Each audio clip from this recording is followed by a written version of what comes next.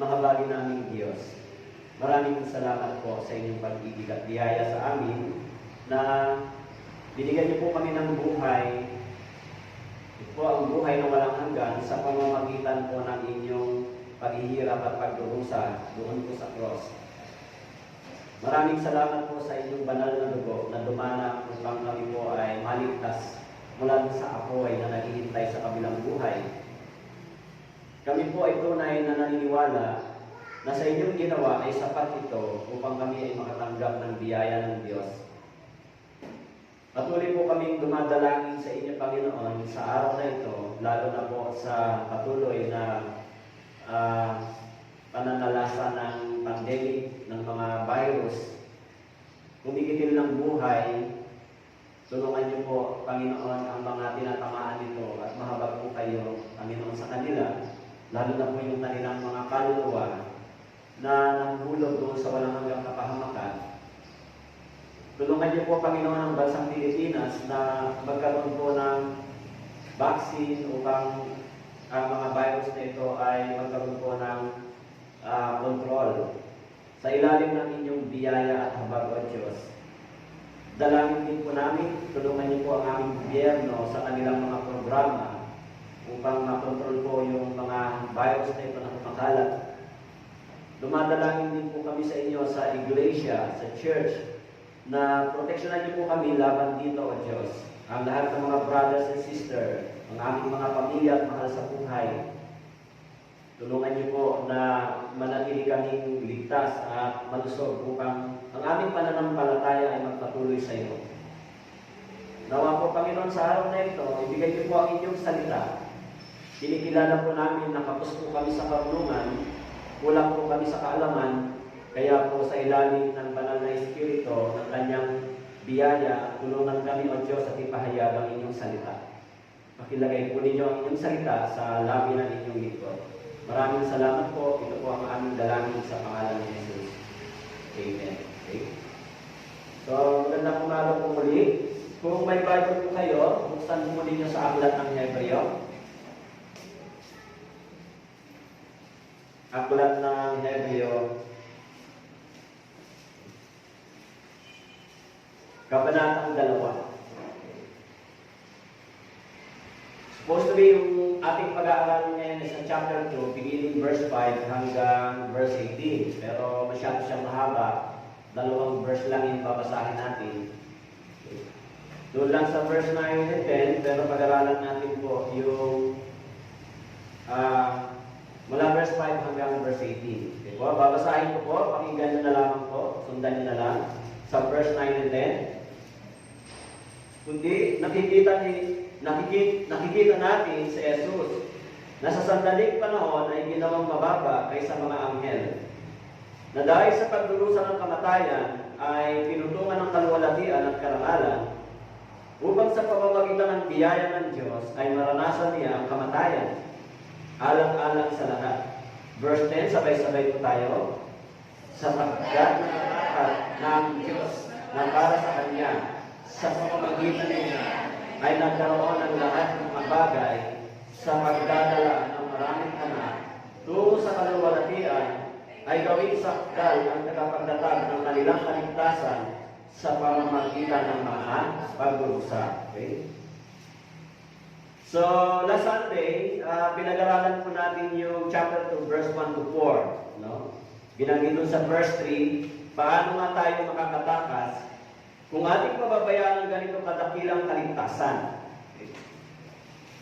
Kaya sinabi dito ng sumulat, paano nga natin matatakasan yung ganito kadakilang kaligtasan? Okay. Kung tayo ay tumanggap ng dakilang biyaya ng Diyos, kung tumanggap po kayo ng kaligtasan ng inyong espiritu, sinasabi doon sa 1 Peter chapter 1 verse 9, ng ating mga kaluluwa ay naligtas na, mula doon sa kahatulan, patungo doon sa walang hanggang kapahamakan, paano tayo makakatakas dito? Kaya niyo pang bumalik sa dati?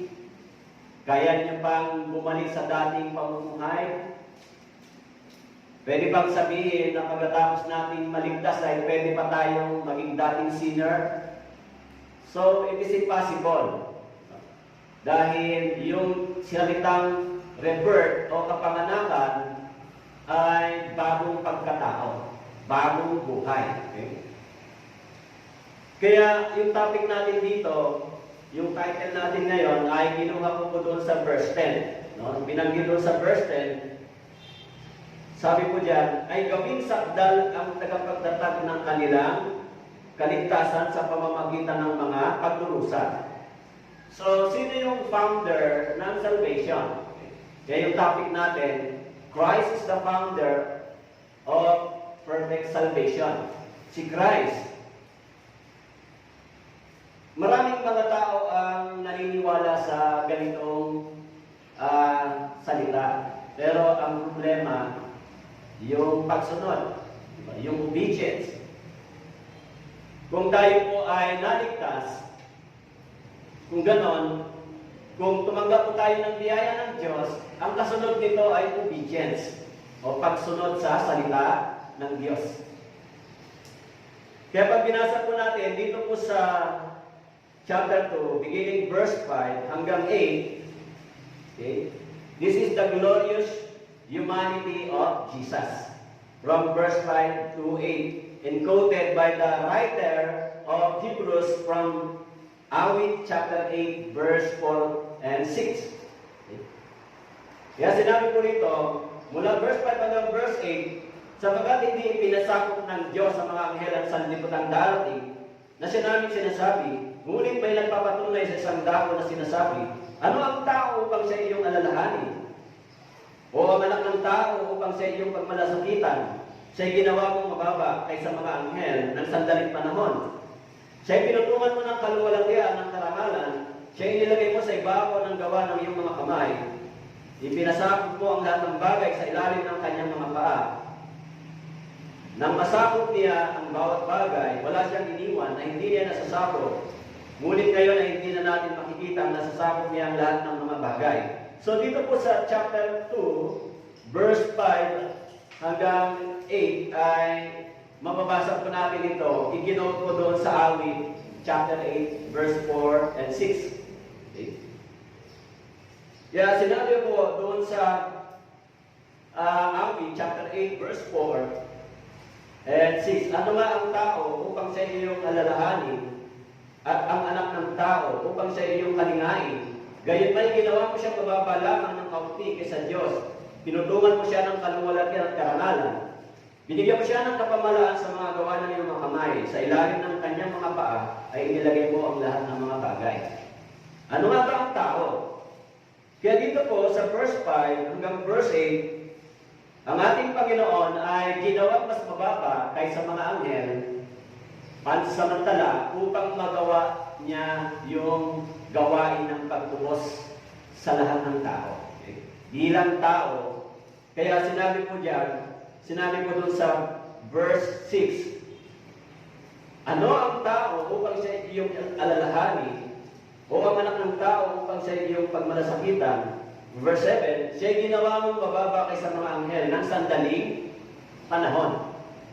So bakit ginawa ng Diyos na si Jesus Christ o ang anak ng tao ay mababa sa mga anghel sa sandaling panahon? Upang may isagawa niya yung gawain ng pagtubos sa kasalanan ng lahat ng tao sa pamamagitan ng kanyang katawan. Kaya binabanggit dito, this is the glorious humanity of Christ. Bagamat siya ay Diyos, bagamat siya ay may katangian bilang isang Diyos, subalit siya ay ibinaba sa sandaling panahon upang kanyang maisagawa yung layunin ng pagtubos para sa ating mga kasalanan. Kaya po nung nakaraan, itong linggo, nagkaroon tayo ng Bible seminar. Tinalakay natin yung gospel tungkol dito sa kanyang pagdurusa at kamatayan. Kaya pagdating po dito sa verse 9, binabanggit po, kundi nakikita natin si Jesus na sa sandaling panahon ay ginawang mababa kaysa mga anghel.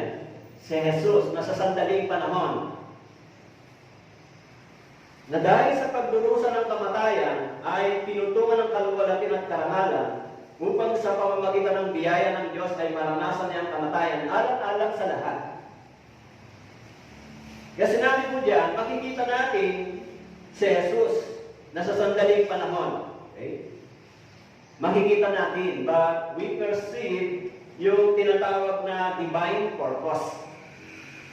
Alam nyo, kung tayo po ay naligtas, naiintindihan natin, no?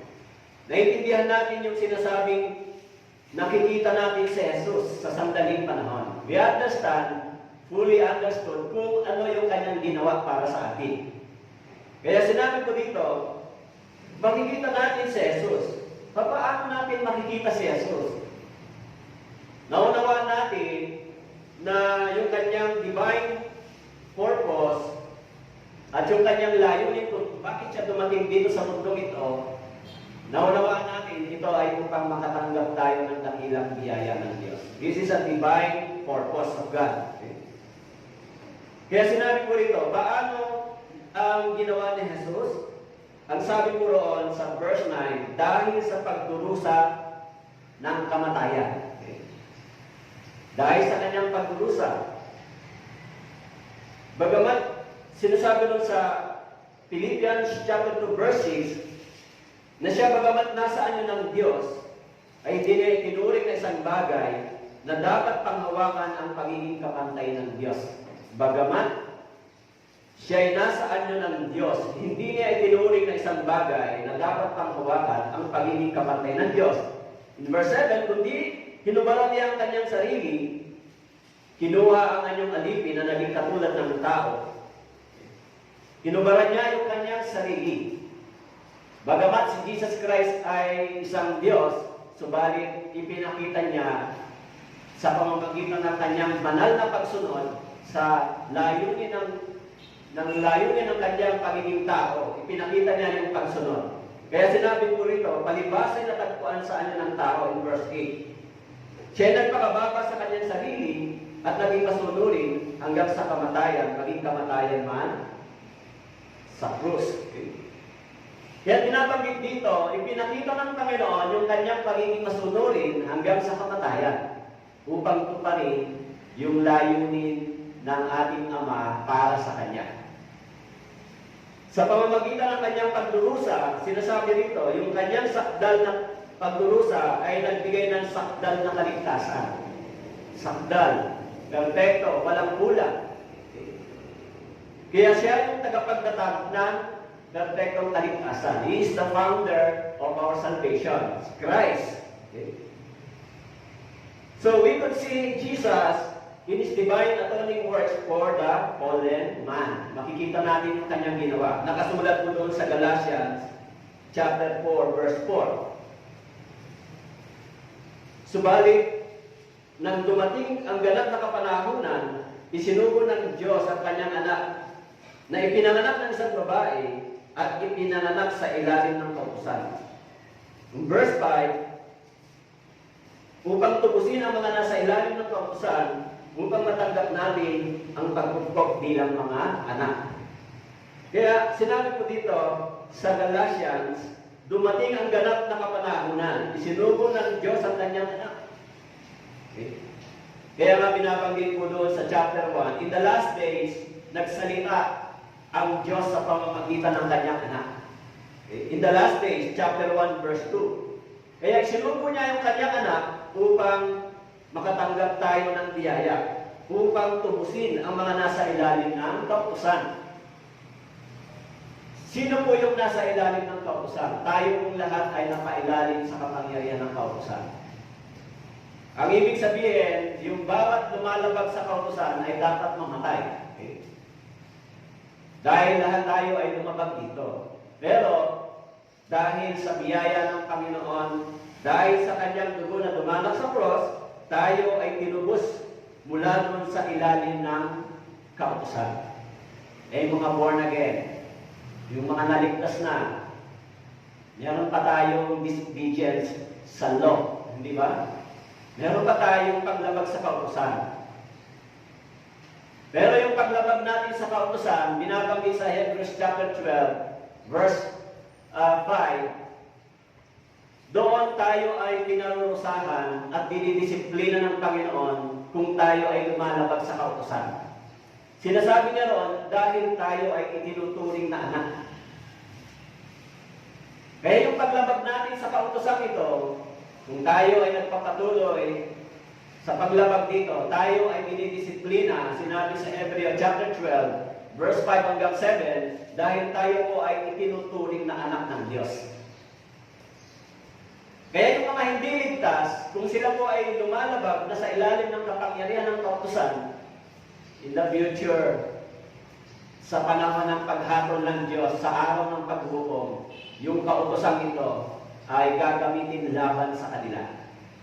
Kaya, tatanungin sa, ano ba ang mga kasalanan na iyong tinabag? Okay? Kung hindi nila naunawaan yung biyaya ng Diyos, ng mga kasalanan ito ay tinubos na, tinatawad na, so kaharap sila doon sa hukuman ng Diyos. Pero yung mga ligtas, pinalaya tayo doon sa kapangyarihan ng kautusan. Hindi na tayo mananagot sa kautusan. Ibig sabihin, may paglabag tayo, hindi tayo dadalhin sa impyerno, pero dadalhin tayo saan? Dadalhin tayo doon sa paghatol o dadalhin tayo sa parusa at pagdidisiplina ng Diyos. Magkaiba yung pagdil ng Diyos. Kaya sinabi ko diyan, itinatag ng Panginoon yung ating kaligtasan sa pamamagitan ng kanyang pagdurusa. Pagdurusa, suffering. Okay. Nahawit chapter 21 verse 3, sapagkat sinalubong ko siya ng mabubuting pagpapala, pinuputungan mo siya ng koronang dalisay na dito sa ulo, siya'y humingi sa iyo ng buhay, sa kanya iyong ibinigay, haba ng mga araw magpakailanman. Okay. Sa pamamagitan ng iyong pagliligtas, dakila ang kanyang kaluwalhatian, ipinagkakaloon mo sa kanyang karangalan, kamahalan. Awit chapter 21 verse 5. So yung unang tinanggap ni Jesus Christ ay suffering. He died on the cross and He suffered. And then after that, glory. Okay. Suffering, and then after that, glory. Tatanggap siya ng kaluwalhatian pagkatapos ng kanyang kamatayan. Kaya sinabi rito, pagkatapos, tumanggap siya ng dakilang kaluwalhatian. Nag-suffer siya, pagkatapos, tumanggap siya ng dakilang kaluwalhatian. So, why Jesus go through with suffering and death? Dahil sinasabi ko roon, ay gawing sakdal ang tagapagtatag ng kanilang kaligtasan sa pamamagitan ng pagdurusa. Okay? So doon po sa verse 9, upang sa pamamagitan ng biyaya ng Diyos, ay maranasan niya ang kamatayan, alang-alang sa lahat. Verse 9. Ang sabi po roon, ay upang sa pamamagitan ng biyaya ng Diyos ay maranasan niya ang kamatayan alang-alang sa lahat. In verse 9, Hebrews chapter 2, verse 9. Kaya sinabi po doon, bakit kailangan si Jesus Christ ay mag-suffer? Ang sabi po roon, alang-alang sa lahat. Okay. He was he was suffering and death. He suffering and death para sa lahat. Upang iligtas ang mga makasalanan. Kaya binanggit mo doon sa verse 9. Siya po ay dumanas ng kamatayan, pagdurusa, upang ang lahat ng tao ay makatanggap ng dakilang biyaya ng Diyos. Okay. Kaya doon po sa Isaiah chapter 53, binanggit po yung kanya suffering sa cross. Sa verse 4, binanggit po doon na tunay na kanyang pinasan ang ating mga karamdaman at dinalang ating mga kalungkutan. Gayunman, itinuring siya na hinampas. Sinaktan ng Diyos, pinahirapan. Tunay na kanyang pinasan ang ating mga karamdaman. Dahil sa kanyang paghihirap, ang sabi po roon, siya'y hinampas at sinaktan, pinahirapan. In verse 5, ngunit siya nasugatan dahil sa ating mga pagsuway. Siya'y pinugbog dahil sa ating mga kasamaan, ipinataw sa kanya ang parusa para sa ating kapayapaan, at sa pamamagitan ng kanyang mga latay ay humaligtayan. Siya, nasugatan dahil sa ating pagsuway, pinugbog. Kaya sinabi po dito, siya po ay nakaranas ng pagdurusa, yung kanyang kamatayan ay alang-alang sa lahat. Alang-alang o para sa lahat. Pero bakit po hindi lahat ay papasok sa langit? Tulad po ng sinabi sa Biblia, sa Romans chapter 3 verse 25, yung ginawa ni Jesus doon sa cross ay mabisa lang para sa mga taong sumasampalataya. Kaya po, kahit alam nila na si Kristo ay namatay sa cross, pero kung hindi naman sila sumasampalataya at sumusunod dito, ito po ay walang saysay. Kaya makikita natin yung mga traditional na ginagawa ng tao, nagpapapako sa krus, sinusugatan nila yung kanilang sarili. Sa totoo lang, hindi po yan sinabi ng Biblia na gawin ng tao. Kasi sapat na yung paghihirap at pagdurusa ni Kristo para tayo tumanggap ng kapatawaran at biyaya ng Diyos. Sapat na yon. Kung ginagawa ito ng tao, nagpapapako sa krus, nagpipilitensya, pero pagkatapos nito, ano ang kanyang buhay? Ano ang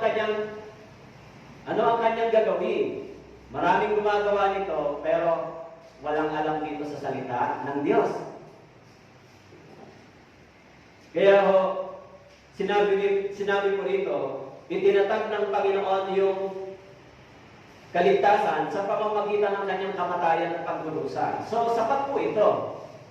Kung sumampalataya, sapat ito para tayo tumanggap ng biyaya ng Diyos. Hindi na kailangan pa tayo magpapako, magpakahirap para ipakita natin sa Panginoon yung ating repentance. Kailangan pa ba yun? Ang repentance sa Biblia ay hindi sa pamamagitan ng panlabas na anyo. Ang sabi doon, yung repentance, change your mind. Change your heart and change your action. That is the meaning of repentance. That is the fruit of repentance. Kahit wala kang pagpapako sa krus, wala kang pagsama sa mga posisyon, di ka nagsusugat sa iyong sarili, pero kung nagbago yung pamumuhay mo, nag-change yung buhay mo dahil naunawaan mo yung pagdurusa at kamatayan ni Kristo, yung pag-ibig ng Panginoon, yan po yung tinuturo ng Biblia. Kaya sinabi po dyan sa 1 Peter chapter 2, verse 24, siya mismo ang nagdala ng ating mga kasalanan sa kanyang katawan, sa punong kahoy, upang tayo mamatay sa mga kasalanan at mabuhay sa katwiran, dahil sa kanyang mga sugat ay gumaling tayo. Sapagat kayo tulad sa mga tupang naligaw, ngunit ngayon ay bumalik na kayo sa pastol at tagapag-alaga ng inyong mga kaluluwa. Verse 24, yung order, yung pagkakasunod-sunod. Ang sabi diyan, siya mismo, dinala muna niya yung ating mga kasalanan sa kanyang katawan, sa punong kahoy, doon sa cross. Upang tayo mamatay sa mga kasalanan, mabuhay sa katwiran, dahil sa kanyang mga sugat, gumaling tayo. Kaya yung sinabi ko, dahil sa kanyang mga sugat, gumaling tayo, si Peter, nagre-refer siya sa sinabi ni Jesus Christ, doon po sa Luke chapter 5, verse 30 and 31. Kaya, gumaling tayo, ang ibig sabihin, yung kasalanan ay hindi na tayo papatayin. Dati, yung kasalanan ay papatayin tayo. Hindi po lamang yung katawan natin, kundi yung ating kaluluwa, dahil sa kasalanan, dadalhin tayo dito sa kahatulan ng Diyos because of sin. Dahil ang Diyos ay isang hukom. Kaya sinabi niyan sa Romans chapter 1 verse 18, ang Diyos ay napopoot mula sa langit laban sa lahat ng kalikuan ng tao at kasamaan. Pero dahil kay Kristo, ang poot ng Diyos ay inilapat sa Kanya at kung tayo ay sumampalataya sa Kanya, yung poot ng Diyos ay inalis sa atin at ipinataw kay Kristo. Kaya sinabi ko diyan, sabagat kayo'y tulad sa mga tupang naligaw in 1 Peter chapter 2 verse 25. Ngunit ngayon ay bumalik na kayo sa pastol at tagapag-alaga ng inyong mga kaluluwa.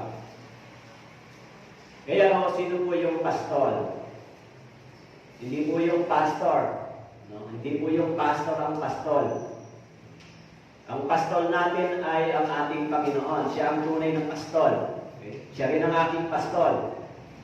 Kaya, sabi niya, siya ang tagapag-alaga ng ating kaluluwa. Kaya sinabi niya sa John chapter 10 verse 28, iniingatan niya tayo.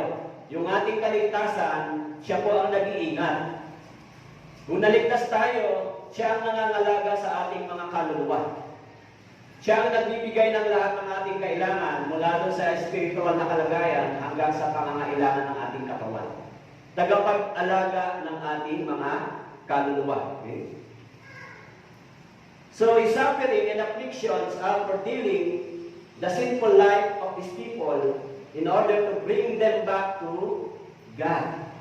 Yung kanyang suffering, yung kanyang affliction, para i-deal yung ating kasalanan at makapanumbalik tayo sa Diyos.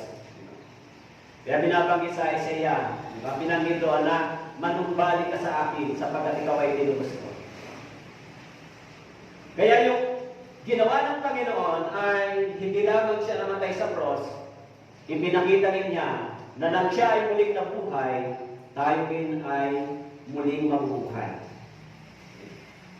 Kaya yung pag-asa natin, kaya sinasabi sa Biblia, sa 1 Corinthians, kung hindi nabuhay si Kristo mula sa mga patay, walang saysay yung ating pananampalataya. Kaya sinabi po dito sa verse 9, Hebreo chapter 2 verse 9, sinabi po dito na dahil sa pagdurusa ng kamatayan ay pinutungan ng kaluwalhatian at karangalan upang sa pamamagitan ng biyaya ng Diyos ay maranasan niya ang kamatayan alang-alang sa lahat. Maranasan niya ang kamatayan, sino po siya? Si Christ alang-alang sa lahat. Okay? Alang-alang sa lahat. Alang-alang sa akin, alang-alang sa iyo, namatay siya para sa atin. Namatay siya para sa atin. Kaya sinabi po nun sa 2 Corinthians chapter 5, verse 15, siya'y namatay para sa lahat upang ang mga nabubuhay ay huwag nang mabuhay pa para sa kanilang sarili, kundi para sa Kanya na alang-alang sa kanila ay namatay at muling nabuhay. Siya'y namatay para sa lahat. Kaya yung kamatayan ni Kristo, sapat na para sa atin. Hindi na natin kailangan, mga brothers and sisters, magpasan ng mga bagay, magsakripisyo, sugatan yung sarili, maglakad ng mahabang mga pila na hindi na natin kailangan gawin yung mga bagay na ito, magpapako sa krus. Dahil si Kristo ay sapat na. Kaya sinabi doon sa Galatians chapter 3 verse 26, ang lahat ng mga sumasampalataya sa Kanya ay naging anak ng Diyos. Sapat na yung Kanyang ginawa. Hindi na kailangan dagdagan. Hindi na kailangan bawasan. Yung kamatayan niya ay sapat para tayo makatanggap ng biyaya ng Diyos. Kaya may kulang pa ba? Kaya yung kailangan na lang pagkatapos ng kaligtasan, yung obedience, pagsunod. Kaya maraming mga tao na naniniwala kay Kristo. Naniniwala yung kanilang isip at puso. Naniniwala, pero hindi sila lumalakad sa mga utos ni Kristo. Kaya sinasabi ng Bible na kung tunay na minamahal natin ang Panginoon, tayo ay sumusunod sa Kanyang salita. Halimbawa, sinabi ng Hebreo chapter 10, verse 25, huwag niyong kaligtaan ang pagdalo sa mga pagtitipon. Sinusunod ba ng mga Kristiyano ito? Huwag niyong kaligtaan ang pagdalo sa mga pagtitipon. Hindi sa biblical. Biblical yung pag-gather ng mga Kristiyano. Actually, pag binasa po ninyo sa panahon ng mga disciples, yung gathering ng mga ligtas, every day. Baka kung every day, lalong walang makapunta. Di ba? Yun nga lang Wednesday and Sunday, nahihirapan na pumunta. Baka lalo pag every day. Sa history ng nagsisimulang church, sa aklat ng mga gawa, every day, araw-araw, sila ay nagtitipon at nagsasama-sama. Araw-araw. Pero sa ating panahon, hindi po yan ginagawa ng mga Kristiyano, hindi ba? Yung ating gawain, 2 beses na lang isang linggo, maliban pag meron tayong Bible seminar. So sinabi doon, kung tayo ay inuutusan na gawin natin ito, sinusunod ba natin ito? Sinusunod ba ito ng mga Kristiyano? Dumalo kayo sa mga pagtitipon. Huwag ninyo kaligtaan ang mga ito. Okay? So yung mga bagay na ito, hindi natin ginagawa dahil sa gusto lang natin. Okay? Ginagawa natin ito dahil ito ay sinasabi ng Biblia na dapat natin sundin. Hindi natin pwedeng piliin yung Biblia na ito lang ang dapat natin sundin, ito ay huwag. Hindi mo pwedeng ganon. Wala pong partial o wala pong selective na bagay sa Bible na pwedeng ito lang ang gawin natin, ito ay huwag. Yung utos ng salita ng Diyos ay dapat natin gawin personally sa ating buhay. Okay. Maging yung mga disciples, sinabihan ni Jesus Christ na dapat siya mamatay upang sa ganoon sila pinay tumanggap ng buhay. Okay. Yan doon po sa Matthew chapter 16 verse 21. Mula ng panahon yun ay pinasimulan ni Jesus na ipaliwanag sa kanyang mga alagad na kailangan pumunta siya sa Jerusalem at magtiis ng maraming bagay sa kamay ng matatanda, ng mga punong pari at mga eskriba. Siya'y papatayin at muling bubuhayin sa ikatlong araw. Bibalikan naman niya. Nakasulat naman sa Biblia. Siya'y mamamatay, pero hindi siya mananatiling patay, siya ay muling bubuhayin. Nangyari naman yan, no? Nakasulat naman sa Biblia na muli siyang nabuhay. Kaya yung ating pananampalataya ay nakasalig sa kanyang ginawa. Nakasalig sa ginawa ni Kristo. Okay? So, namatay siya para sa mga makasalanan upang ang mga makasalanan ay makatanggap ng kapatawaran at buhay na walang hanggan. Yan yung dahilan ng kanyang kamatayan. Okay? Yeah, his suffering and death will fulfill the prophecy in God's plan for the salvation of human race. Yung kanyang paghihirap at pagdurusa upang tuparin yung mga sinabi sa lumang tipan. Yung mga pangako, promise, yung propesiya na siya ay darating at mamamatay upang gawin yung pagtubos sa lahat ng mga kasalanan ng tao. Nakasulat po yun sa Hebrew chapter 10 verse 5. Sinabi po, kaya pagdating ni Kristo sa sanlibutan ay sinabi niya, hindi mo na isang alay at handog, ngunit ipinaghanda mo ako ng isang katawan. Hindi mo na isang mga alay at handog. Hindi tinanggap ng Diyos yung mga handog at alay ng tao para sa pagpasok sa buhay na walang hanggan. Yung mga reliyosong tao, ginagawa nila yung alay at handog. Sinisikap nila maging matuwid, sinisikap nila maging maayos, sinisikap nila maging relihiyoso. Ginagawa nila yung mga bagay na ito, ginagawa nila yung pag-aalay at paghahandog. Dahil sa kaisipan nila, ito yung daan papuntang langit. Pero sabi ko rito, hindi nais ng Diyos yung gawa, yung effort, yung sakripisyo ng tao, hindi nais ng Diyos para tayo makatanggap ng buhay. Kundi, sinabi ko diyan, hindi mo nais ang handog, ngunit ipinaghanda mo ako ng isang katawan. Kanino pong katawan? Kay Kristo.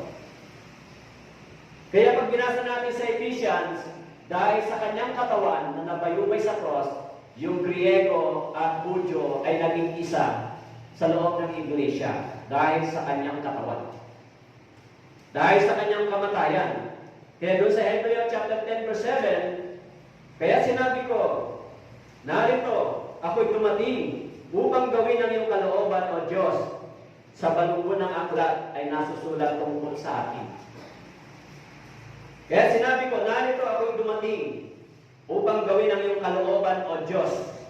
Sa balungo ng aklat, in the Old Testament and New Testament, sa balungo ng aklat ay nasusulat tungkol kay Kristo, tungkol sa akin, sinasabi niya. Kaya po, kapag binasa natin yung lumang tipan, marami tayong mababasa doon na shadow. Marami tayong mababasa tungkol sa promise o propesya tungkol sa pagdating ng Messiah. Kaya kapag binasa natin yung bagong tipan, yung lahat ng mga shadow, yung lahat ng mga propesya na sinabi tungkol kay Jesus, ay nakasulat yung katuparan dito po sa bagong tipan. This is the fulfillment of prophecy tungkol kay Christ. Okay. So, sinabi yung kanyang kamatayan sa Isaiah, at mababasa natin sa bagong tipan, natupad yung sinabi ng lumang tipan. Sinabi doon sa Isaiah chapter 9 na siya ipapanganak, mababasa natin doon sa Mateo chapter 1 yung kanyang kapanganakan.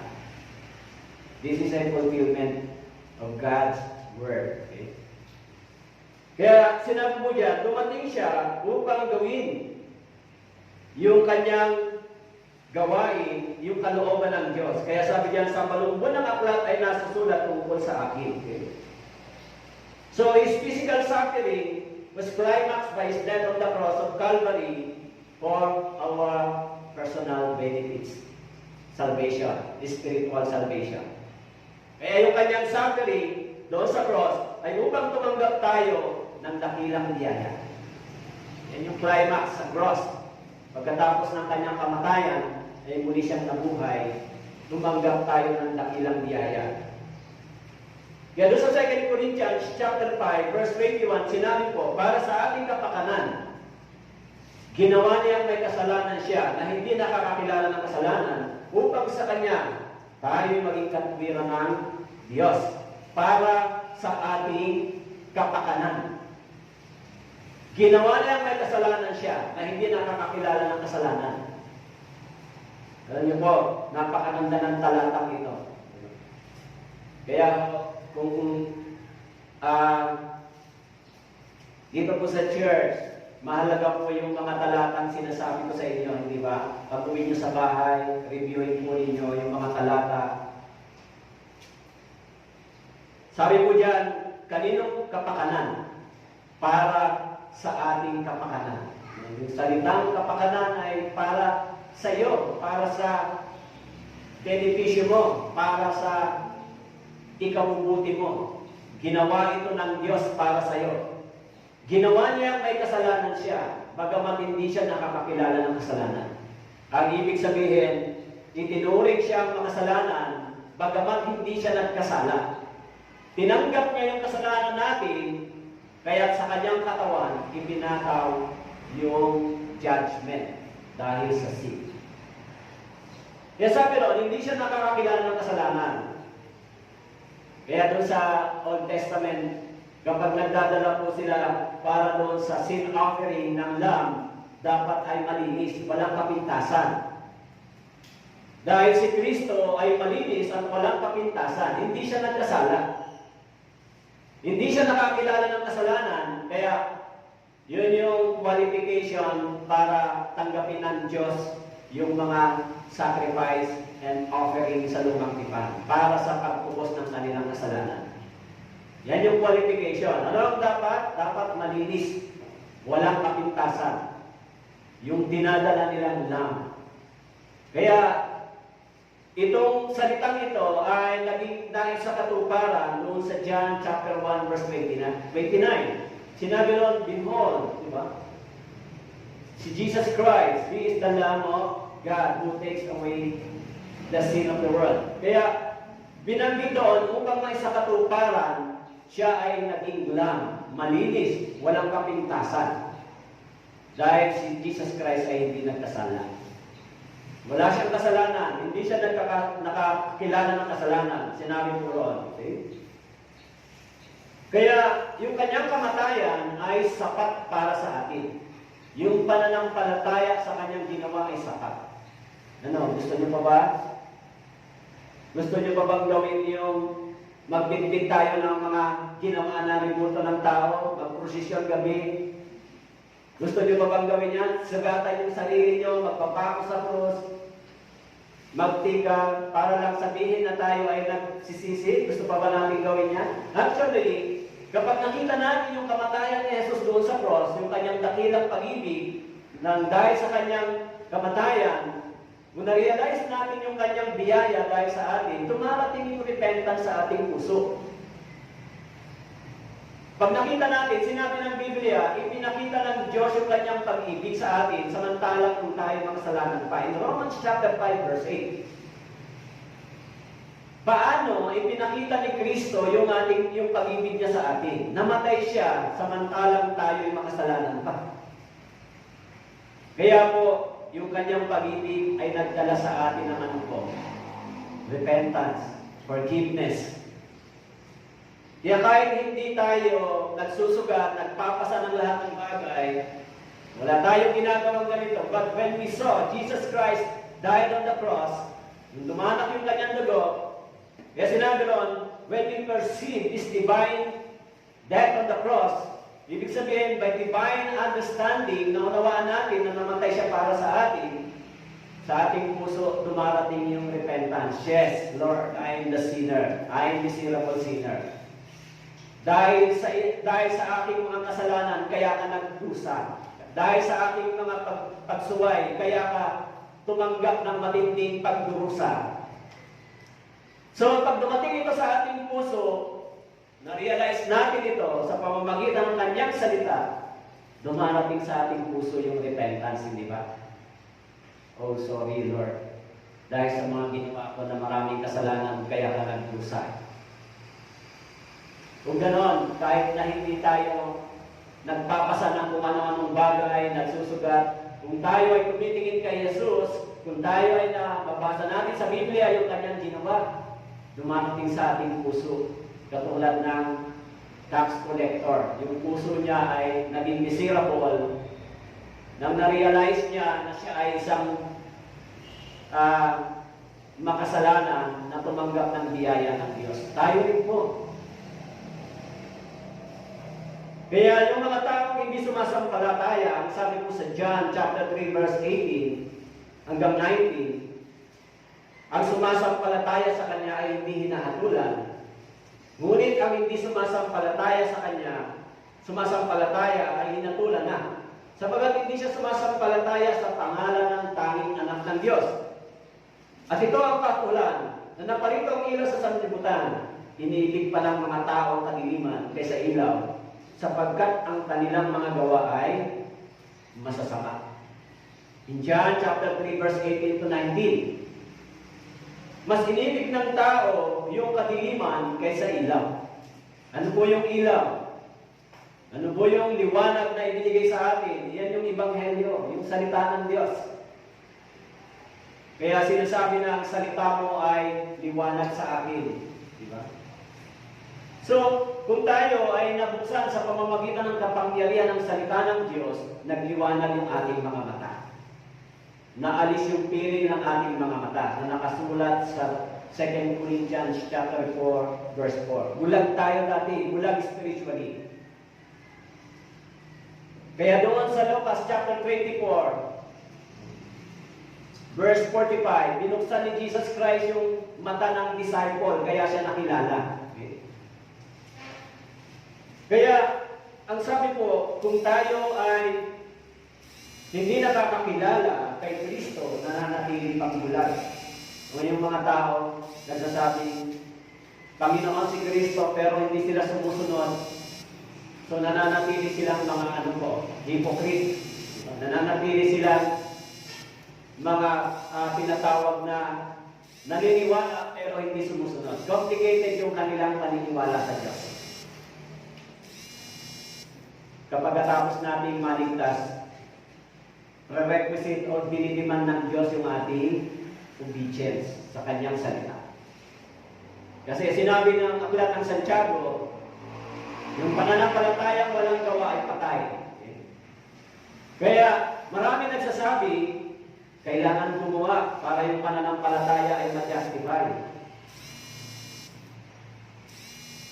So kailangan makita yung bunga ng ating pananampalataya.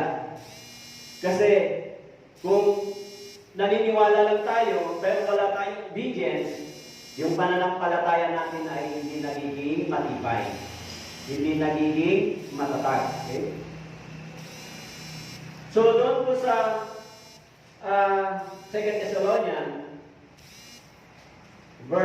chapter 2, verse 10,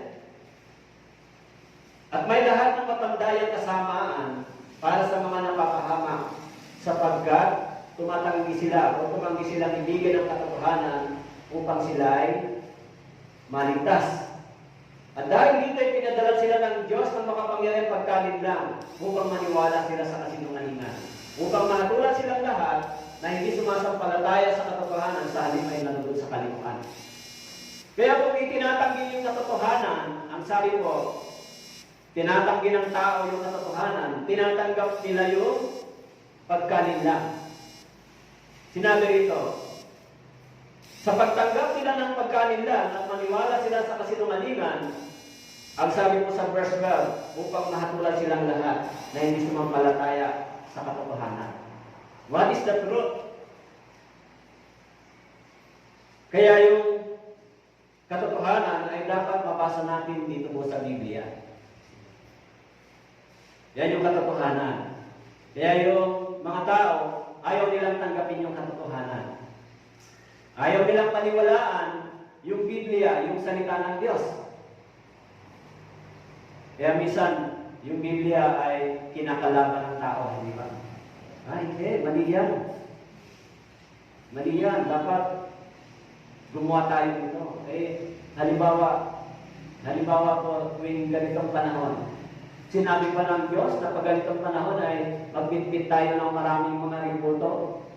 Sinabi ba ng Diyos na dapat pag ganitong panahon, magsugat tayo at magtika? Sinabi ba ng Diyos na dapat gawin natin yan, magpapako sa krus? Actually, pinanood ko yung interview na nagpapapako sa krus. Sabi niya, sayang po kasi ngayon, bawal. So yung mga turista, hindi sila pwedeng makapunta rito. Wala kaming income. Kasi pagka nagkakaroon sa Pampanga ng mga pagpapako, ang daming dumarating ng mga turista, hindi ba? Tinitignan nila yung mga ganito. So kumikita sila ng pera. Kumikita sila ng pera. Tapos, yung isa, ini-interview siya, sinasabi niya na sa kanya, habang siya ay nagbabaraha. Kaya sabi ng Jessica Soho, magkano po kinita nyo? So, sa tingin nila, sa kaisipan nila, ito ay kalugod-lugod sa paningin ng Diyos. Maghila ka ng karo, magbihis ka ng mga ribulto. Sa paningin nila, ito ay banal na gawain sa paningin ng Diyos, sa paningin nila. Pero sa paningin ng Diyos, ito ay isang karumal-dumal. Isang karumal-dumal, di ba? Bakit ka maglilingkod sa kanila? Sinabi ng Bible, huwag kang paglingkod sa kanila. Sumpain ang mga gumagawa nito. Minsan, ang mga tao, ayaw nilang tanggapin na yan ay mali. Gusto nilang ipilit. Kaya, ang katwiran pa ng iba, hindi. Ano lang naman yan kasi hindi naman namin yan sinasamba, kundi larawan lang, iniisip nilang ganito, ini-imagine nila. Okay, sige, hindi mo nga yan sinasamba, pero sabi ng Bible, huwag kang gumawa ng gano'n, huwag kang gumawa. Hindi mo nga sinamba, pero gumawa ka, gano'n din yun, nilabag ko rin yung sinabi ng Biblia. Bakit kailangan ipangaral? Dahil sa tayo ay naninira ng mga paniniwala ng tao? No. Kailangan natin ihayag yung katotohanan. Masakit man yan o hindi. Kasi yung katotohanan ay talagang sumusugat. Diba? So, yan ay nakasulat dito sa Biblia. Kaya sinabi ron, si Kristo, itinatag niya yung ating kaligtasan sa pamamagitan ng kanyang pagdurusa. Sapat na yon para tayo tumanggap ng biyaya ng Diyos. Alam niyo po, sa totoo lang, minsan, kanina, nung nag-drive ako, hanggang pag-uwi ko, sa totoo lang, iniisip ko kung ano ba yung dapat natin pag-usapan. Kahit gumawa ako ng sermon, pero hindi ko alam kung yung sermon na yan ay nakakatulong sa inyo or nakukuha pa ninyo yung ating pinag-uusapan. Diba? Anyway, yung salita ng Diyos ay hindi naman mahuhulog ng walang dahilan. Sabi nga doon sa Isaiah, chapter 55, yung purpose ng verse of God, verse 11, ay matutupad. Parang yung tubig, kung bumagsak sa lupa, at ang lupa ay nadilig, yung lupang ito ay tutubuan ng halaman. At yung halamang ito, kung tumubo, magbibigay ito ng pagkain. And that is the purpose of water. Ganon din yung salita ng Diyos. Kung nahuhulog yan, matutupad ko ano ang layunin nito para sa atin. Okay? Kaya sinasabi ko doon sa Romans chapter 4, verse 25, na ibinigay sa kamatayan dahil sa ating mga pagsuway at muling binuhay upang tayo ay aariing ganap. Kaya sinabi ko diyan, ibinigay sa kamatayan dahil sa ating pagsuway, muling binuhay upang tayo ay aariing ganap.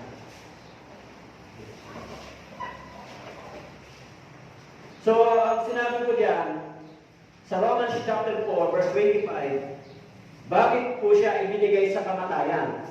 Dahil sa ating mga pagsuway. Bakit siya muling binuhay? Upang tayo ay ariing ganap. Ang ibig sabihin, sa pamamagitan ng pananampalataya natin kay Kristo, sa kanyang kamatayan at muling pagkabuhay, aariing tayong ganap. Ano ba ang ibig sabihin ng aariing ganap? Kapag tayo ay sumampalataya kay Kristo, instead na ang hatol na ibibigay ng Diyos ay guilty because of sin, kung tayo ay sumampalataya kay Kristo, idideklara tayo ng Diyos na forgiven. Instead na tayo ay guilty, dahil sa pananampalataya natin kay Kristo, tayo po ay idideklara ng Diyos na forgiven. All our sin is totally redeemed by the blood of Jesus. Kaya nga sinabi ko rito, dahil sa kanyang kamatayan, siya muling binuhay upang tayo ay ariing ganap. So, kung ganon, ang Diyos ang siyang hukom, tayo ang accused o tayo ang may sala, si Jesus Christ yung ating tagapagtanggol. He is our defender. Mababasa po natin sa 1 John chapter 2 verse 1. Meron tayong tagapagtanggol sa harapan ng Ama. Kaya kung tayo po ay tinitignan ng Diyos, ang nakikita sa atin yung blood ni Jesus Christ na nag-shed sa ating mga kasalanan. So yung blood ni Jesus Christ, yung kanyang kamatayan ay banal at malinis, walang kapintasan. Kaya hindi nakikita ng Diyos yung ating karumihan, kundi ang nakita ng Diyos yung paglilinis na ginawa ng Panginoon sa atin. Kaya tayo, nang sumampalataya sa ginawa ni Kristo, dahil kay Kristo, inaarik tayong ganap. Ang ibig sabihin, idideklara ka ng Diyos na righteous. Idideklara ka ng Diyos na malinis, nakasulat sa Hebreo chapter 10, verse 10. Okay? Sinabi ko doon, sa pamamagitan ng kalooban niya, tayo'y ginawang banal sa pamamagitan ng pag-aalay ng katawan ni Kristo, minsan magpakailanman. In verse 14, sabagat sa pamamagitan ng isang pag-aalay, ay kanyang pinasakdal para sa lahat ng panahon ang mga pinabanal. Sa pamamagitan ng kalooban niya, kalooban ng Diyos, tayo'y ginawang banal. Dapat maintindihan natin yung talatang ito. Kasi ang kaisipan ng mga tao, nagiging banal ako kapag ako ay relihiyoso. Kapag ako ay nagsisimba, kapag ako ay nagpupunta sa simbahan, nagiging banal ako. Hindi po yan. Ayon dito sa Biblia, tayo ay ginawang banal sa pamamagitan ng pag-aalay ng katawan ni Kristo.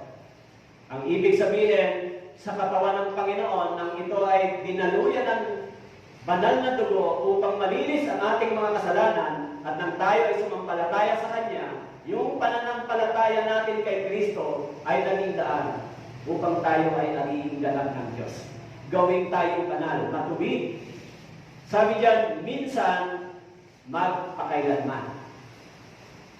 Kaya kung tayo ay nagkakasala bilang mga ligtas at anak ng Diyos, mananatili kang banal sa paningin ng Diyos.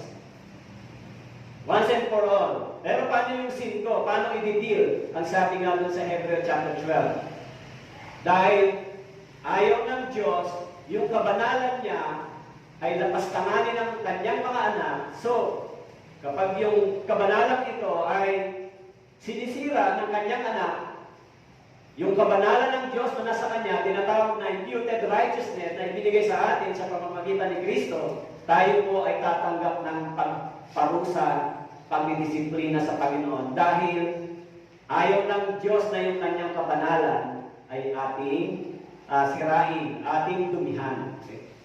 Kaya yung mga Israelita, nang sila po ay kinabanal ng Diyos, subalit tumanggi silang sumunod at lumakad sa kabanalang ito, pinarusahan din sila ng Diyos. Kaya sinabi po ng Bible, binabanal ka na ng Panginoon. Binili ka niya sa isang halaga. Kaya sinabi doon, luwalhatiin mo ang Diyos sa pamamagitan ng iyong katawan. Kaya sa Romans chapter 8 verse 3, sapagat hindi magawa ng kautusan, yamang ito ay pinahina ng laman, ay ginawa ng Diyos sa pagsusugo sa kanyang sariling anak. Sa anyo ng makasalanan ng laman at tungkol sa kasalanan ay hinatulan niya ang kasalanan sa laman. Ano po ang hindi nagawa ng kautusan? Okay? Yamang ito ay pinahina ng laman. Alam niyo po, ang hindi nagawa ng kautusan sa atin, hindi niya tayo nagawang banal. Yung kautusan, hindi niya tayo nagawang banal. Anong ibig pong sabihin? Yung kautusan, habang sinusunod natin ito, lalo tayong nahulog sa pagkakasala. Dahil sinabi sa Romans 3:20, yung kautusan ay ibinigay para sa pagkakilala ng ating mga kasalanan. Kaya kahit sinisikap ito ng tao gawin, hindi tayo nito ginawang banal.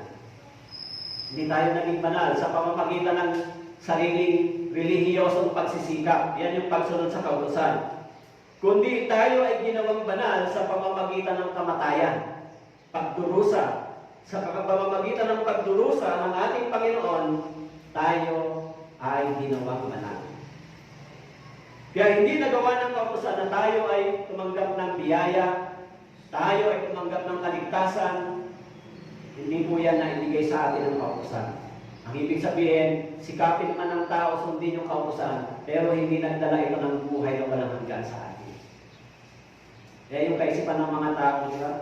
Kapag ikaw ay nabubuhay, nagsisikap sa kabanalan, lalo pag ganitong panahon, nagsisimba, nag-aayuno, nagtitigan, lahat ng mga traditional na ginagawa mo, actually nung araw, nung ako ay napabilang sa kursilyo, pag ganitong panahon, akyat kami sa Antipolo, lalakad kami ng paluhod, kahit magkasugat sa tuhod mo, basta yan yung gagawin mo para sa kabanalan.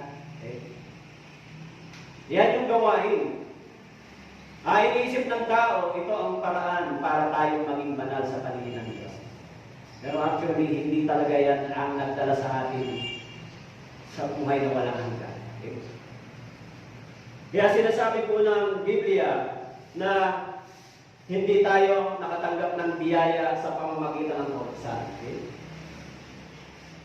So sa verse 10, sapagkat nararapat na ang Diyos, Hebreo chapter 2 verse 10, sapagkat nararapat na ang Diyos na para sa Kanya sa pamamagitan niya ay nagkaroon ng lahat ng mga bagay sa pagdadala ng maraming anak tungo sa kaluwalhatian ay gawing sakdal ang tagapagtatag ng kanilang kaligtasan sa pamamagitan ng pagdurusa. Gawing sakdal ang tagapagtatag. Ang sabi po rito, gawing sakdal ang tagapagtatag ng kanilang kaligtasan sa pamamagitan ng mga pagdurusa. Kaya si Kristo ay naging sakdal. Ginawa siyang sakdal upang ipag-itatag ang ating kaligtasan. Okay? So sa pamamagitan niya, tayo ay tumanggap ng dakilang biyaya. Doon po sa Romans chapter 8 verse 29, sapagat ang mga nakilala yan nung una, ay tinalaga naman niya na maging katulad sa larawan ng kanyang anak, upang siyang maging panganay sa maraming magkakapatid. At siya ang mga itinalaga niya sa kanya ay kanya namang tinawag, at ang mga tinawag niya ay itinuring niyang ganap. At ang mga itinuring na ganap ay niluwalhati din naman niya. Gawing sakdal ang tagapagtatag ng kaligtasan. So, yung kanyang divine nature, kung paano niya ipinakita yung kanyang obedience, yung kanyang pagiging masunurin sa kalooban ng Diyos, yun, doon niya ipinakita yung kanyang pagiging masunurin sa pamamagitan ng kamatayan doon sa cross. Okay? Kaya doon po sa Philippians chapter 2, verse 8, palibhas ay natagpuan sa kanya ng tao, siya'y nagpakababa sa kanyang sarili at naging masunurin hanggang sa kamatayan, maging kamatayan man sa cross. Hanggang sa kamatayan, ang ating Panginoon ay naging masunurin. Bagamat siya ay isang anak, siya ay natuto ng pagsunod sa pamamagitan ng mga bagay na kanyang tiniis in Hebrews chapter 5, verse 8. Bagamat siya ay isang anak, natuto siya sa pagsunod sa pamamagitan ng mga bagay na kanyang tiniis. Kaya si Jesus Christ, yung example ng ating obedience. Kung ang ating Panginoon ay sumunod perfectly, is divine obedience to the will of the Father, so dapat din tayong sumunod sa kalooban ng Diyos, katulad ng ating Panginoon. Kaya pagkatapos nating maligtas, mahalaga po yung obedience, di ba? Kaya pag minsan, nag-wonder ako, pag nagsasabi ng born again ka ba? Yung pagiging born again, mga brothers and sisters, ay isang salitang napaka-precious sa kandilig o sa tenga ng Diyos, di ba? Yung born again, it is the precious. Pag sinabi mong born again ka, it is the precious sa tenga ng Panginoon, di ba? Pero, kung tayo ay naniniwala dito sa ganitong pagtuturo ng kaligtasan, born again, dapat meron tayong malalim na pagsunod sa salita. Meron tayong malalim na pag-ibig sa salita ng Diyos. Diba? Meron tayong dapat pagsusumikap para sa salita ng Diyos. This is the fruit of our born again experience. Kaya napakaraming mga tao nagsasabi ng born again, di ba? Hindi tayo dapat matulad sa ganito. Yung born again na pamumuhay, meron tayong pagsunod sa kalooban ng Diyos, meron tayong divine obedience. Nakakita na ba kayo ng mga born again na problema sila ng community? Yung mga born again, walang pakialam sa church, walang pakialam sa salita ng Diyos, walang pakialam kung may matitisot o wala. Nakakita na ba kayo ng mga born again na gano'n? Nakita na ho ba kayo ng mga born again na ang lakas ng boses? Ang lakas ng boses magsalita ng mga bad words? Nagpuputo ko cinta ang mga born again? Nakakita na ba kayo? Nakakita na rin ho ba kayo ng mga born again habang nagbabaraha? Nakakita na ho ba kayo ng mga born again habang nagtatagay? Nakita na ho ba kayo ng mga born again habang nag-steal? Nakita na ho ba kayo mga born again habang nagsisinungaling? Normal lang sa kanila yun. Nakita na ho ba kayo ng mga born again na nasa loob ng church? Pero sakit ang ulo ng church. Alam niyo po, yung isang kwento, no?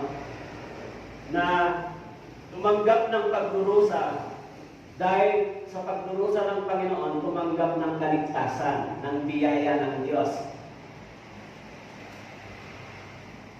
Sa non-born again church na pinanggalingan ko, may mga history.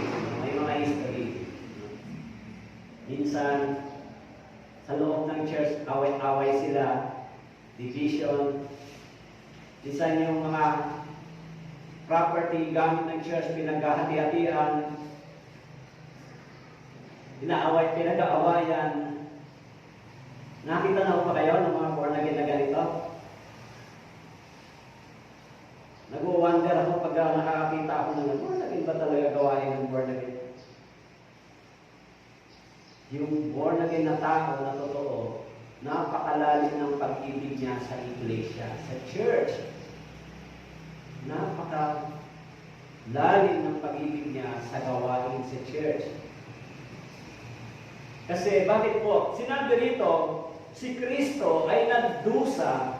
Ano yung salitang nagdusa? Nagdusa na po ba kayo? Si Kristo ay nagdusa para sa atin, kaya tayo naging born again. Pero anong ipapalit natin pagkatapos ng dusa si Kristo? Anong ipapalit mo? Anong ipapalit natin? Dapat, yung pagsunod natin sa Panginoon ay mayroong pag-ibig at malalim na devosyon sa Kanyang salita. Pero may mga born again na lang sa bibig, pagdating sa gawa, wala. Diba? Kaya mga brothers and sisters, sinasabi dito, ang Panginoon ay nagtatag ng dakilang kaligtasan sa pamamagitan ng Kanyang pagdurusa. Nagtatag. Yung pagdurusa ito, maraming mga tumanggap, ipinanganak na muli dahil sa pagdurusa. Kaya, sana dito sa ating church, no, sa church, sa inyo, sa bawat isa sa atin, yung mga araw na ito ng Panginoon sa atin ay, it is a precious. Huwag nating hayaang mawasak ito. Hindi ba? Uy, alam mo, born again ako. Kung alam kong mahuhulog ako sa kasalanan, stop muna ako. Stop, teka muna.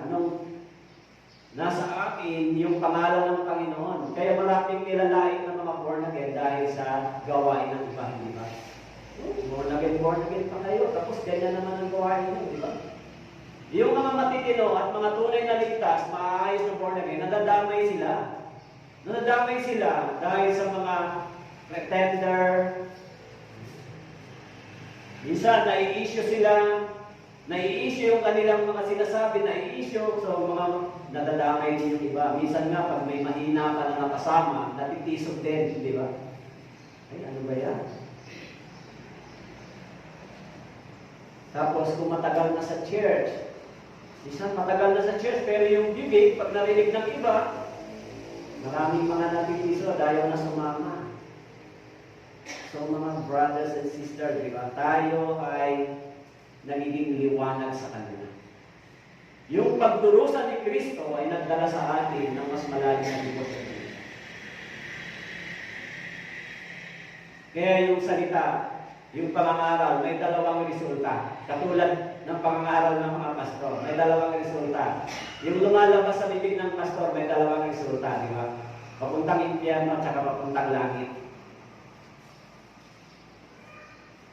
Kaya dito, sinisikap kong i-establish yung salitang pagdurusa ni Kristo. Itinatag niya yung kaligtasan sa pamamagitan ng kanyang pagdurusa para sa atin. Para sa atin. He established the perfect righteousness to be imputed to the believers. Okay? He established. Kaya doon po sa Hebrew chapter 5 verse 9, nang maging sakdal siya, ang naging pinagmulan ng walang hanggang kaligtasan ng lahat ng mga sumusunod sa Kanya. Nang maging sakdal siya, naging pinagmulan ng walang hanggang kaligtasan ng lahat ng mga sumusunod sa Kanya. Kaya dahil sa Kanyang pagiging sakdal, yung kaligtasan ito ay dumating sa atin. Kaya doon po sa 1 Peter chapter 2 verse 21, sapagkat po dito kayo tinawag, sapagkat si Kristo man ay nagdusa alang-alang sa inyo, na kayo'y iniwanan ng halimbawa upang sumunod sa kanyang mga yapak. In 1 Peter chapter 2 verse 21, sapagkat ukol dito, kayo'y tinawag. Sapagkat si Kristo man ay nagdusa alang-alang sa inyo, na kayo'y iniwanan ng halimbawa. May halimbawa po ang Panginoon na iniwan sa atin, hindi ba?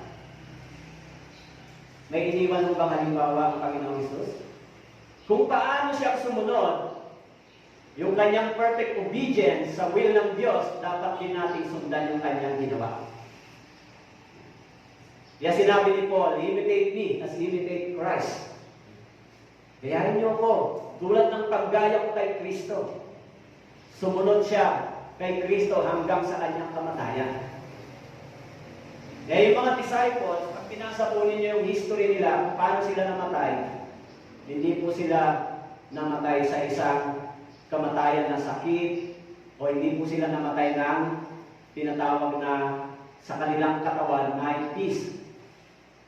Halimbawa si Peter, yung kanyang kamatayan, siya po ay patiwarik na ipinako, patiwarik.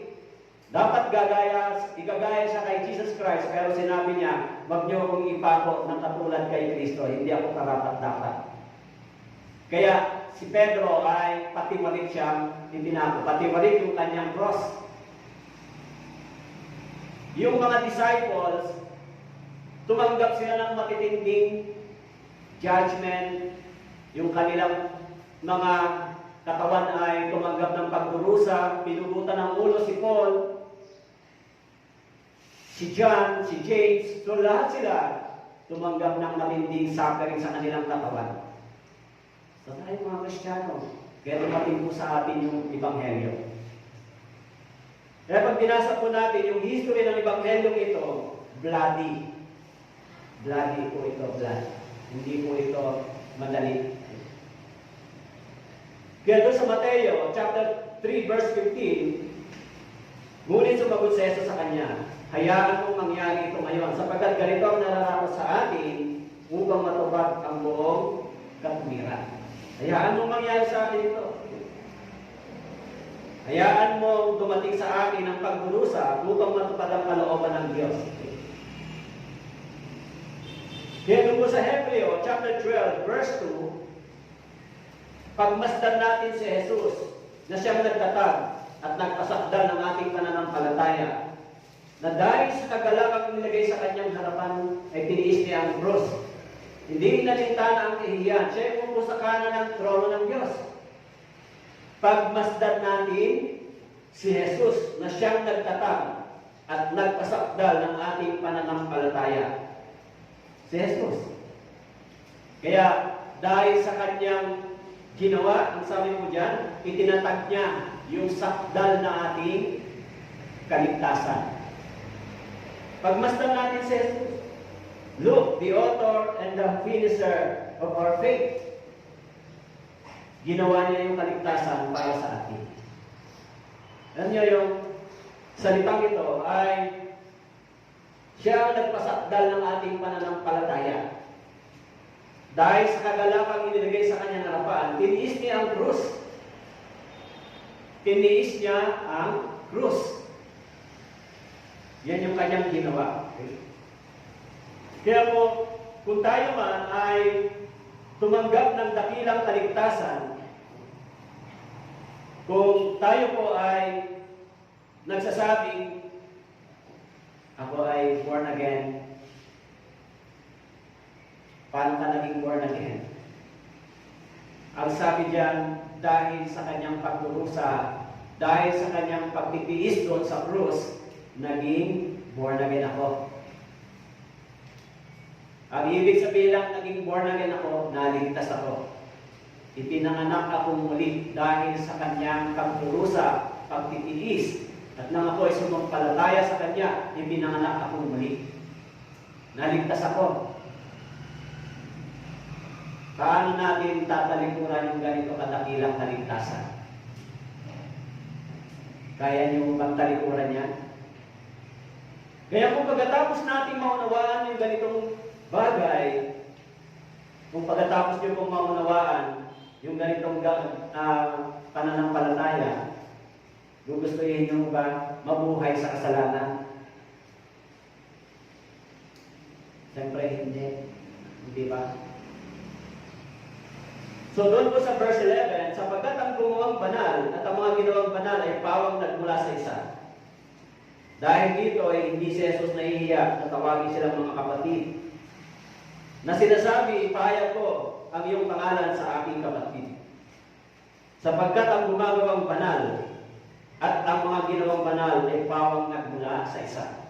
Ang ibig sabihin, kung si Jesus ang kanyang gawain ay pinabanal ng Diyos, siya ay idiniklarang banal na sakdal ng ating Panginoon, gayon din naman tayo, idiniklara din tayong banal na sakdal sa pamamagitan ng kanyang ginawa.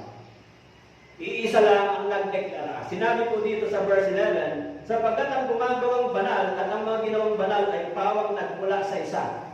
Dahil iisa lang ang Diyos na gumawa nito.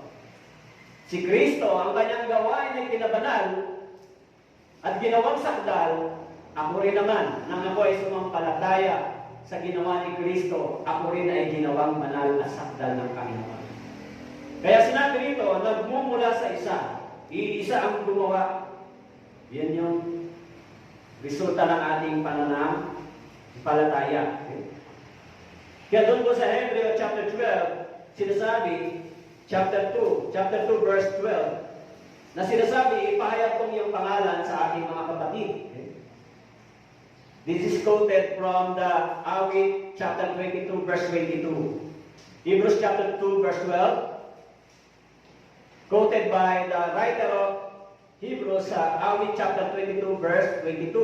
Sa aking mga kapatid ay ipahayag ko ang iyong pangalan, pupurihin kita sa gitna ng kapulungan. Sino ba yung mga brothers and mothers of Jesus? Jesus had taught that those who do the will of the Father in obedience to His words are His brothers and mother. Kaya sinabi ni Jesus doon sa Mateo chapter 12 verse 49, itinuro niya ang kamay niya sa kanyang mga alagad. Sinabi, narito ang aking ina at ang aking mga kapatid. Sapagkat ang sino mang gumagawa ng kalooban ng aking Ama na nasa langit, ay siyang aking mga kapatid na lalaki at babae at ina. In Matthew chapter 12, verse 49-50. Sino ba yung mga tunay na kapatid? At ina ni Jesus, ang sabi niya, silang mga gumagawa ng kalooban ng Ama. Sinabi niya sa Mateo chapter 12, verse 50, sapagkat sino mang gumagawa ng kalooban ng aking Ama na nasa langit, ay siyang aking mga kapatid na lalaki at babae at ina. Yan yung kanyang sinabi. Kaya yung sinabi ka rito, kung ginagawa natin yung kalooban ng Diyos at kalooban ng Ama, tayo ay nagiging bahagi kay Kristo. In verse 13,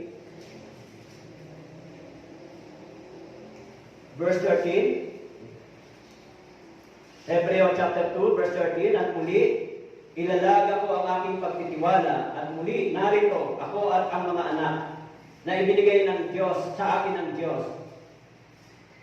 Verse 14, kaya't yamang ang mga anak ay nakikibahagi sa laman at dugo, siya man ay nakibahagi din sa mga bagay nito, upang sa pamamagitan ng kamatayan, ay kanyang mapuksa ang may kapangyarihan sa kamatayan, sa makatwid ay ang dyablo. Kaya sinabi po, dito sa verse 14, yamang ang mga anak ay nakibahagi sa laman at dugo. Ang ibig sabihin, tayo ay nagkaroon ng fellowship, communion, at partnership kay Christ. Kaya yung kanyang laman at dugo ay naging kabahagi upang tayo ay magkaroon ng fellowship at communion sa Father God. Fellowship. Kaya meron tayong pakikipag-ugnayan dahil ang sinabi ko rito, yamang ang anak ay nakibahagi sa laman at dugo, siya man ay nakibahagi rin sa mga bagay nito upang sa pamamagitan ng kamatayan ay kanyang mapuksa ang may kapangyarihan sa kamatayan sa makatwid ang dyablo. Kaya yung kanyang resurrection, yung kanyang muling pagkabuhay ay pagtatagumpay ng mga Kristiyano na sinabi mo doon sa 1 Corinthians chapter 15 verse 54, nasaan ang timog ng kamatayan o kamatayan. Kaya yung kamatayan ay nawala ng kapangyarihan sa atin. Ibig sabihin yung kamatayan ng ating espiritu. Yung kapag kahulog natin sa impyerno ay natigilan dahil sa kamatayan at muling pagkabuhay ng ating Panginoong Jesucristo. Kaya sinabi po diyan, siya ay nakibahagi. In Hebrews chapter 2, verse 15, sinabi po roon, Hebrews chapter 2, verse 15, at mapalaya silang lahat na dahil sa kamatayan, sa buong buhay nila ay nasa ilalim ng pagkalipin. Mapalaya silang lahat dahil sa takot sa kamatayan, sa buong buhay nila ay nasa ilalim ng pagkalipin. Mapalaya silang lahat. Kaya doon po sa Revelation chapter 1 verse 5, Revelation chapter 1 verse 5, at mula kay Jesucristo na siyang saksing tapat, ang panganay mula sa mga patay, at ang pinuno ng mga hari sa lupa, doon sa umibig sa atin at nagpalaya sa atin mula sa ating mga kasalanan sa pamamagitan ng kanyang dugo. Mula kay Jesucristo na siyang saksing tapat, ang panganay mula sa mga patay, at ang pinuno ng mga hari sa lupa, doon sa umibig sa atin. Hindi lang umibig sa atin, nagpalaya sa atin. Nagpalaya sa atin mula sa ating mga kasalanan sa pamamagitan ng kanyang dugo. Okay? So malaya na po ba kayo? Malaya na po kayo sa kasalanan? Kapangyarihan ng kasalanan, malaya na po kayo. Yung ating espiritu ay malaya na sa kapangyarihan ng kasalanan. Hindi na tayo dadali dito sa kahaplan. Tama po? Pero yung ating katawan, hindi pa. Malaya na tayong katawan sa kasalanan. Meron pa tayong sinful nature. Kaya dapat yung ating katawan ay ating alipinin. Hindi natin alipinin para maging makasalanang muli. Alipinin natin siya para makagawa ng mabuti at sa kalooban ng Diyos. Kaya sinabi po yan sa 1 Corinthians chapter 6 verse 20. Diba? Ang inyong mga katawan ay gamitin ninyo saan? Sa katwiran ng Diyos. Yung katawan. Hindi po sinabi yung espiritu, yung inyong katawan. Bakit po? Dahil yung ating katawan, mayroon pang sinful nature. Yan, kahit born again na po kayo, born again na tayo, meron pa tayong sinful nature. Meron pa tayong minsan na pagsuway. Pero yung ating espiritu, ligtas na, di ba? Kaya, sinabi doon sa Romans chapter 8 verse 23, ang katawang ito ay naghihintay ng pagtubos. Bakit po? Dahil yung katawang ito ay mamamatay pa. Nagkakasala pa yung katawang ito. Kaya hinihintay pa nito yung pagtubos. Kailan ang pagtubos? Nakasulat po doon sa 1 Thessalonians chapter 4. Bibigyan tayo ng katawan. Nakasulat din sa 1 Corinthians chapter 15. May katawang panglangit at may katawang panlupa. Nauna yung panlupa bago yung katawang panlangit. Kaya yung ating katawan ay masisira dahil saan? Bakit po mawawasak itong katawang ito? Ngayon, bakit po mawawasak yung katawan natin? Because of sin. Dahil yung katawang ito ay corrupted pa ng sin. Pero yung espiritu natin ay hindi na. Safe na. Ligtas na ba yung kaluluwa natin? Yes, nakasulat sa 1 Peter chapter 1 verse 9. Dahil sa pananampalataya, ang inyong mga kaluluwa ay naligtas. In Romans chapter 8, kayo ay mga naging anak ng Diyos. Verse 15. Verse 14 and 15, kayo ay mga anak ng Diyos at ang Espiritu ng Diyos ay nagpapatotoo na kayo ay mga anak ng Diyos sa Espiritu. Pero yung ating katawan, ito po ay nasa ilalim pa ng curse. Kaya yung katawang ito ay kailangang mamatay para palitan ng bagong katawan. Kaya kahit anong gawin natin, yung katawan natin ay humihina, tumatanda, magkukulubot yung balat, babalik sa alabok ngayong panahon, hindi ba? Kasi ito ay corrupted pa. Pero yung ating espiritu ay ligtas na. Kaya sinabi ron, kailangan mamatay muna ang unang katawan bago mabuhay ang bagong katawan. Kaya yung mga bata dito, tatanda rin kayo. Diba? Kaya, huwag niyong sabihin na malakas kayo ngayon, darating ang araw, hihina din. Hindi ito permanente. Dahil tayo ay itinalaga hindi para dito sa mundo ito, kundi para sa kabilang buhay na kung saan yun ang pangako ng Diyos. Okay? Kaya sinabi ko sa verse 14, yamang ang mga anak ay nakibahagi sa laman ng dugo. Siya man ay nakibahagi rin sa mga bagay nito, upang sa pamamagitan ng kamatayan ay kanyang mapuksa ang may kapangyarihan sa kamatayan sa makatwidayang dyablo. At mapalaya silang lahat na dahil sa takot sa kamatayan sa buong buhay nila ay nasa ilalim ng pagkaanibig. Kaya doon sa verse 16, sinabi ko doon, sapagkat maliwanag na hindi ang mga anghel ang kanyang tinutulungan, kundi ang kabilang sa binhi ni Abraham. Kundi ang kabilang sa binhi ni Abraham. So, kung ganon, yung mga Israelita ay tinutulungan ng Diyos. Maging yung mga born again na kabilang din sa offspring ni Abraham ay tinutulungan ng Diyos. Tayo po ay offspring ni Abraham sa spiritual na pagkatao, relationship. Kaya doon po sa Galatians chapter 3, verse 16, ngayon, ang mga pangako ay ginawa kay Abraham at sa kanyang binhi. Hindi sinasabi at sa mga binhi na tungkol sa marami, kundi tungkol sa isa at sa iyong binhi na si Kristo. Sapagkat ang lahat ng sa inyo na binautismuhan kay Kristo ay ibinihis si Kristo. Walang Hudyo o Griego, walang alipin o malaya, walang lalaki o babae, sapagkat tayong lahat ay iisa kay Kristo Jesus. At kung kayo ay kay Kristo, kayo ay mga binhi ni Abraham, mga tagapagmana ayon sa pangako. In Galatians chapter 3 verse 29.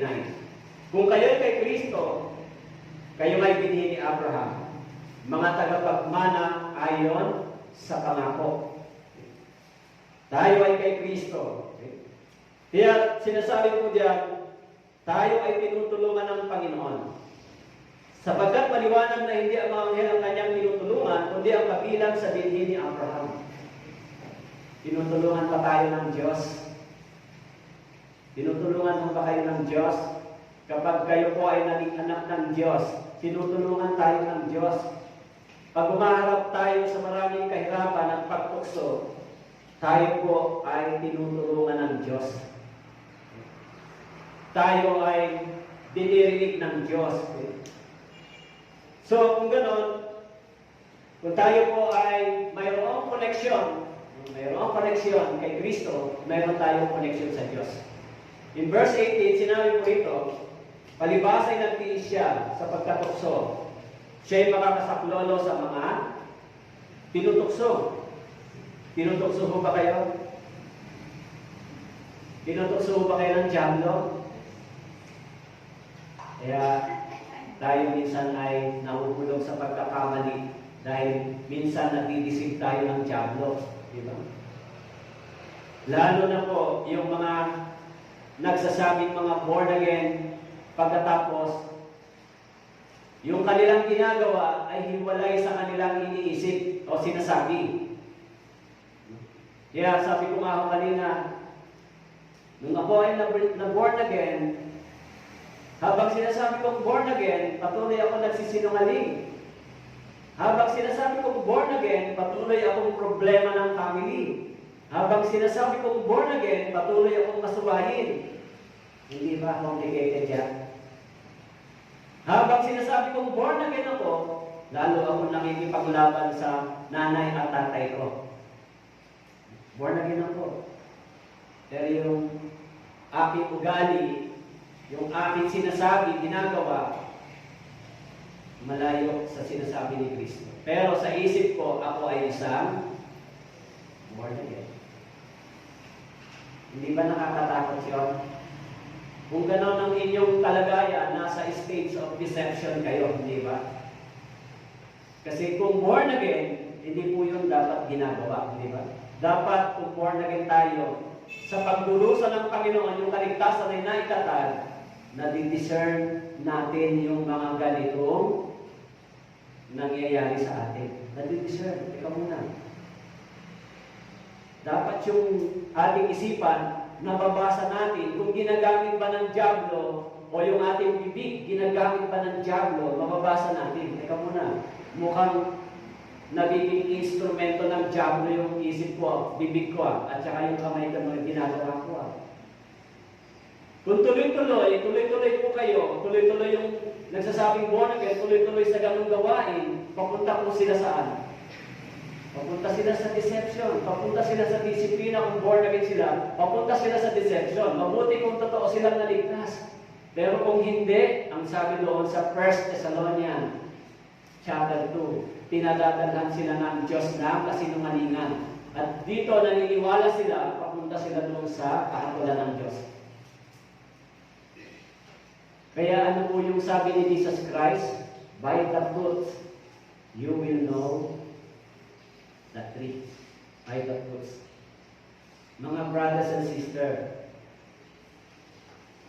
sinabi dito, itinatag ng Panginoon yung pagdurusa, yung kaligtasan sa pamamagitan ng pagdurusa.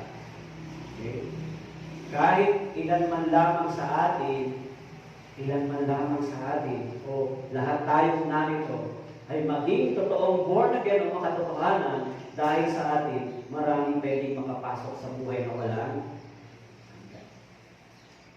Pero kung careless po kayo, hindi natin iniisip kung gaano nagdusa ang Panginoon para sa isang kaluluwa, hindi natin naisip kung paano ang Panginoon namatay para sa kanyang nagtiis, kung wala tayong ini-establish na maayos na pamumuhay Kristiyano. So dahil sa atin, maraming mahulog sa kapahamakan. Kaya minsan amazing yan, di ba? Amazing o nag-wonder ako sa mga minsan, oh, brother o sister, bakit ginagawa mo yan? Di ba? Actually, sa mga churches na non-born again, gawain talaga nila yan. Depende sa sitwasyon, di ba? Wala kayong takot sa Diyos, yung Espiritu ng Diyos.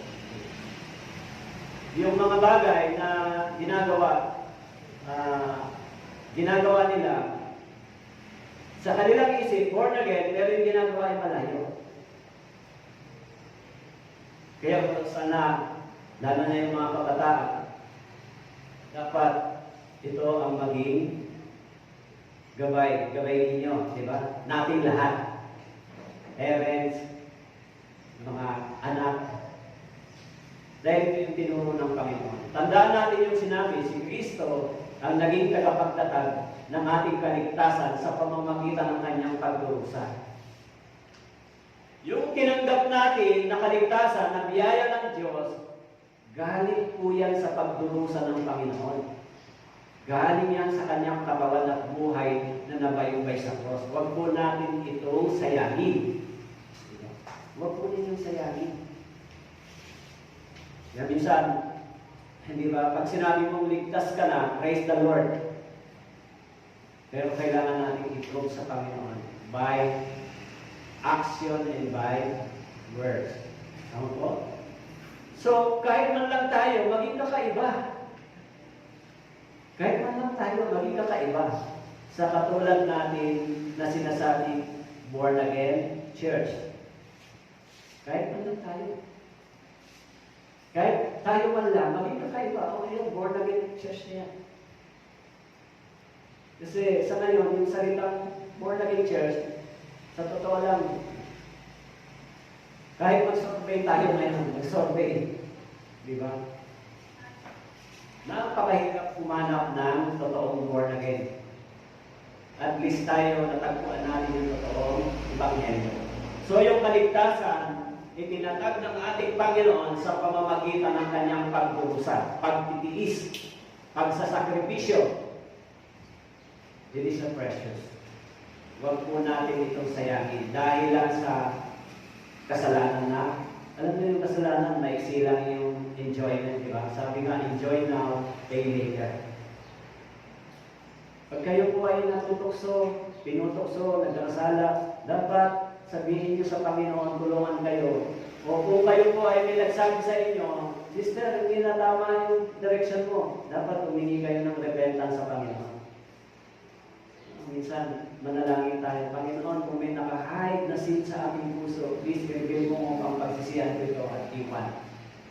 Kahit ako rin, prayer ko minsan sa Panginoon, Lord, kung may sin na nakahide sa aking puso, please, buksan mo yung mata ko para makita ko.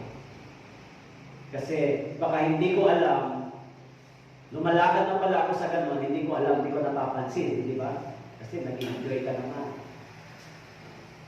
Dahil yung diablo, no, laging nagbabantay sa atin, di ba? Kaya sabi doon, tinutulungan tayo ng Panginoon.